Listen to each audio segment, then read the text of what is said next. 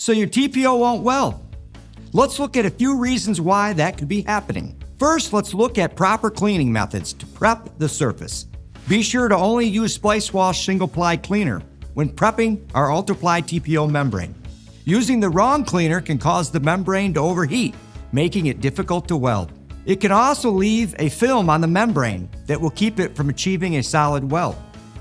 Always apply generously and increase the application amount if needed for highly contaminated areas. If there is any cleaning residue left, make sure to wipe it away with a clean cloth. Make sure the cleaner is completely dry before welding. Sometimes it takes a full 15 minutes.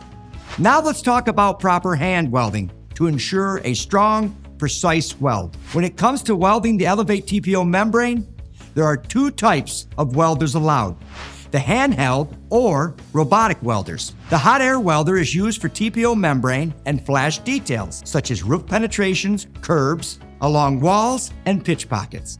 Just turn it on and set the temperature to the desired degree. As long as it's set to the melting point, 330 degrees or above, the material will weld, provided the material is clean and dry.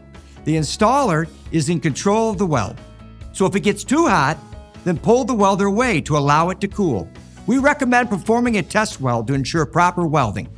The robotic welder is completely different.